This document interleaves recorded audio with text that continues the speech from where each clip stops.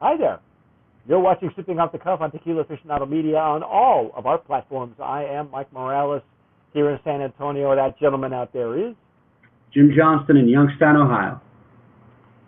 Jim, and I have been dissecting and enjoying Don Ryno tequila. As you can see, I've had some.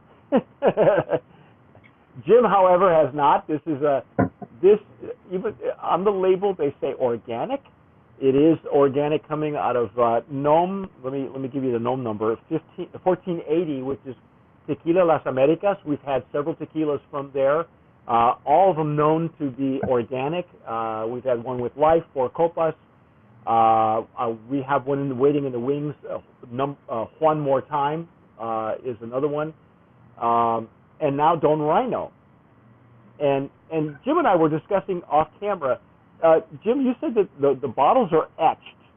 These añejos are etched, and if you notice, they are in barrel shape, so it's got a great hand feel. It looks just like the barrel. The Blanco and the Ryno have, or the Blanco and the Reposado have just labels.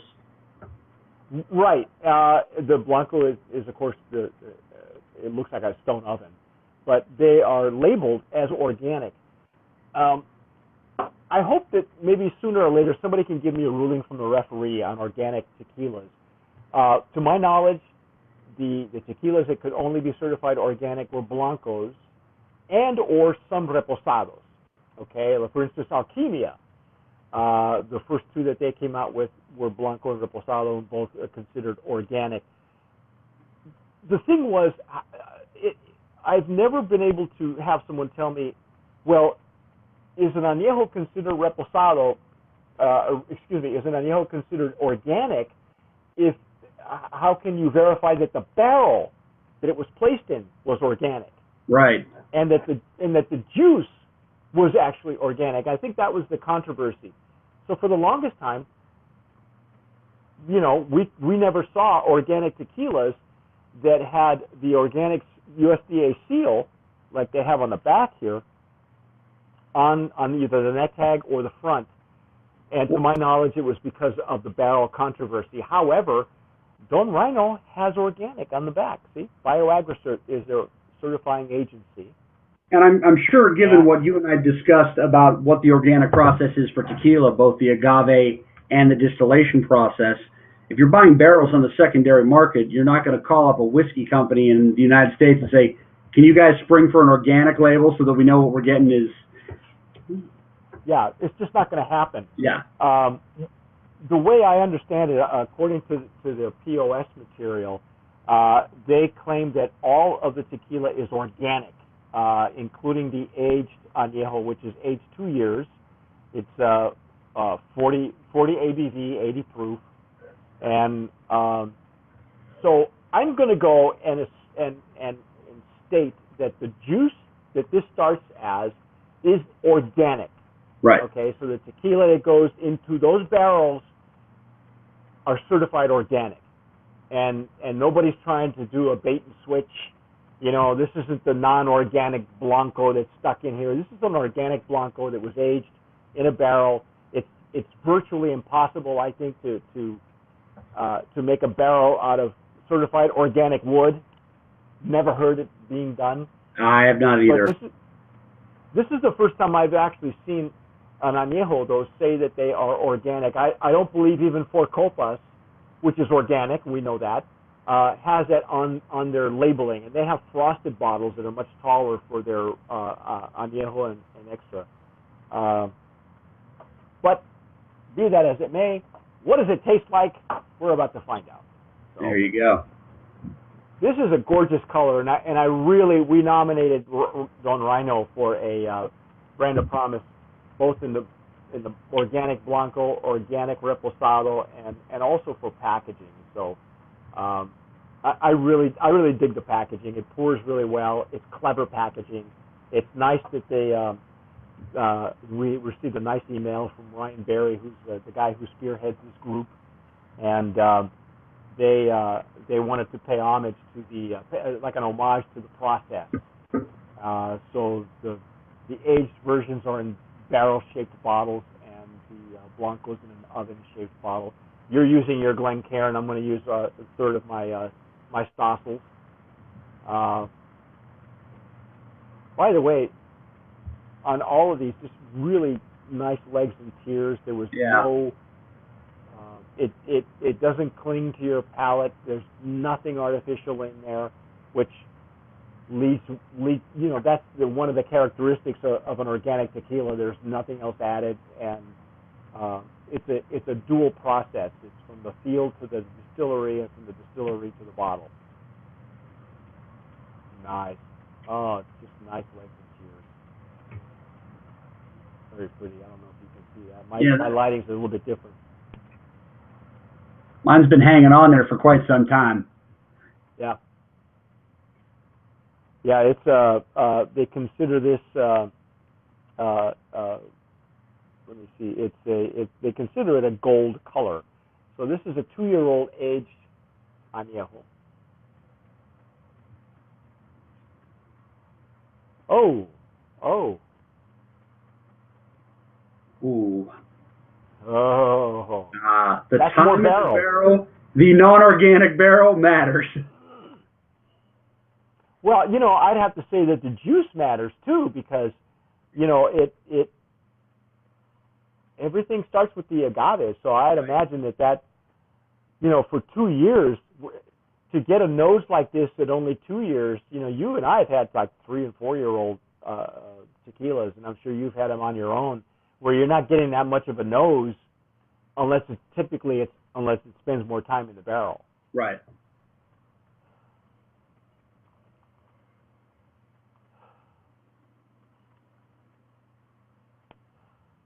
Now this for me has gotten to the point where that sweet, clean citrus we were talking about for the Blanco and the Reposado has now gotten a little bit of that citrus tang coming through on the aroma. It's developed, Yeah. and it's less orange blossom and more orange and a little bit of lime zest in it.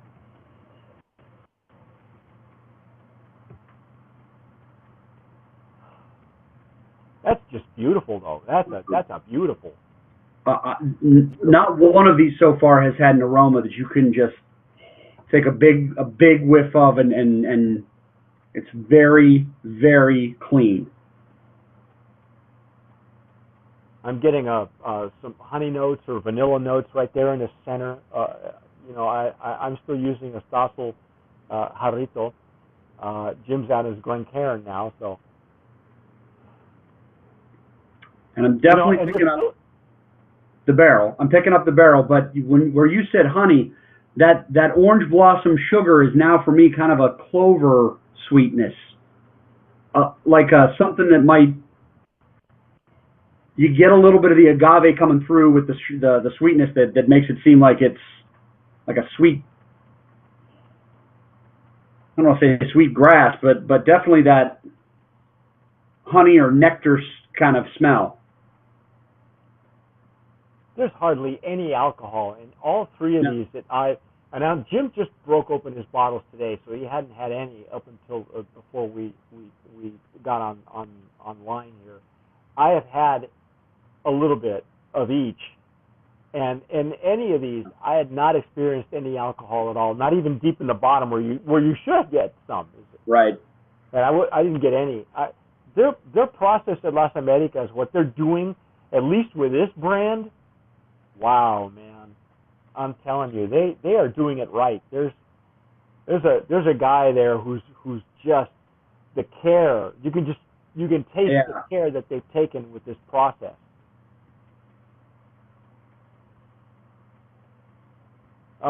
Okay. What's it taste like? Here we go.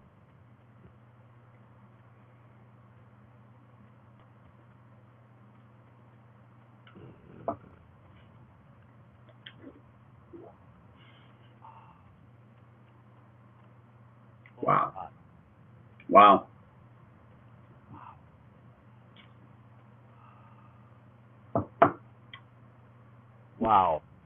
The spice of it is up front with the agave, but it's not. We've talked about baking spice and baked cinnamon sugar and pepper notes, and it's definitely all there, but it's not. you kind of hit the agave and the spice note right at the same time, and I think it's very well blended together, that taste profile. But it's just there's a beautiful balance between the two. It's well balanced. And all of the flavors are individual in the first taste, and then they kind of hit a little bit of a harmony on the back end, where the spice and the sweetness kind of match each other with the agave and just make a really nice, warm finish. It's kind of like leading off with Don Henley and then finishing up in the 4-part harmony of the Eagles. That's right. Seven Bridges Road, right here. That's what that is. I'm sorry, I had to throw that out there because it really does. People don't know this, but Jim's in a band also, and so he's musically inclined, among other things. And the way you were describing it was really using musical nomenclature, and so we have a lot of guys. Our taster in England, Felipe, is in a band also, and so a lot of his. I've discovered that guys who have a musical background have these wonderful descriptors. There's a guy who I know, Chris Maxwell, who is in a rock band, had been in a rock band, a metal band, and his descriptors. I used to love listening to him or read his information because his descriptors were so heavy metal and headbanging that and it made sense.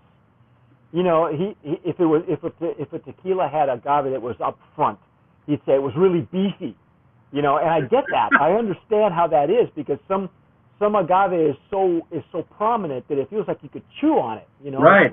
I would say chewy, he would say beefy, and yet it would mean the same thing, Well, and I appreciate the Eagles reference because the flavor that I taste in here, and Joe Walsh is from here, and you don't want to hear Joe Walsh by himself.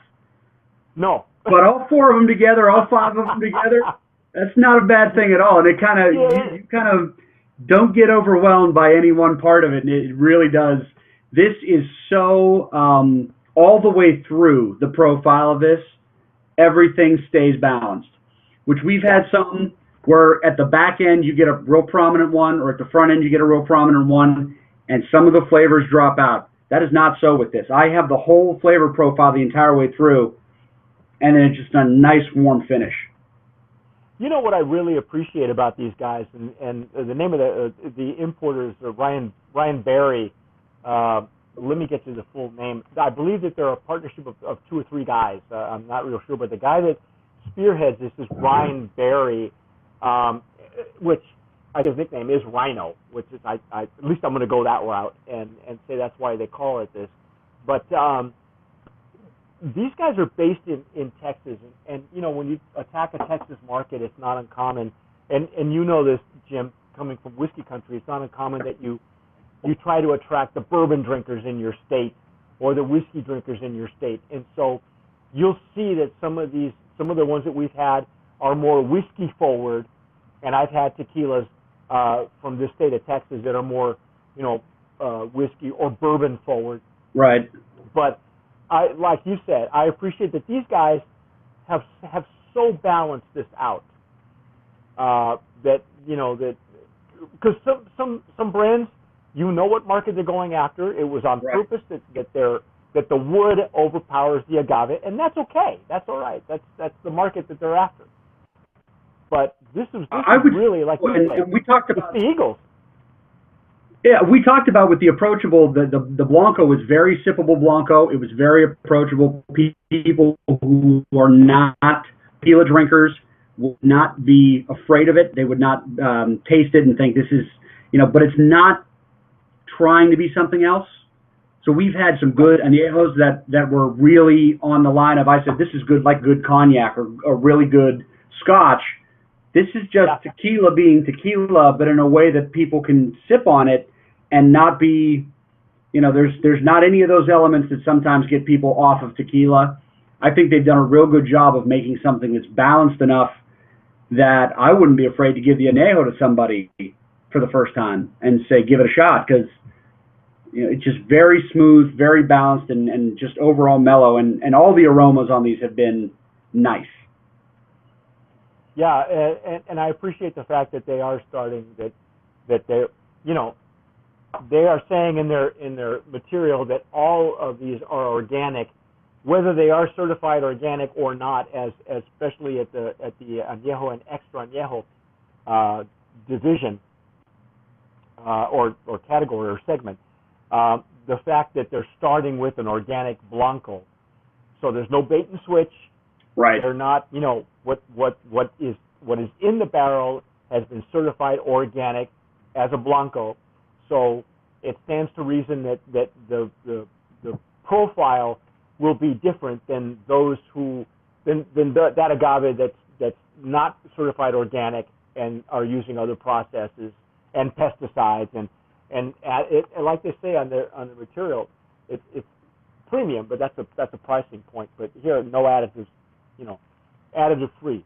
And I would be surprised if you weren't correct about the barrel's the only thing that is not being controlled in an organic process. You're just getting it, and that's probably why. But I don't think the barrel hurt this one. I don't think that. No. As a matter of fact, it did a great job. With that. So anyway, I think are we in agreement then? Is this a Brand of Promise nominee also in that Anejo category? Yes. Or now should we say this is an organic Anejo? You think we should go that far and separate it from the rest? I mean, they're claiming it is. Honestly, I would say yes, because having tasted the Blanco and the Reposado, I can taste where all that process came into play here when it came in contact with the barrel. I would not want to short that on their other two offerings simply because we can't recognize a secondhand barrel as organic. I think the process counts for these guys. It's organic all the way to the barrel, and they've done a pretty good job of putting quality juice through. I would say organic Anejo. Okay.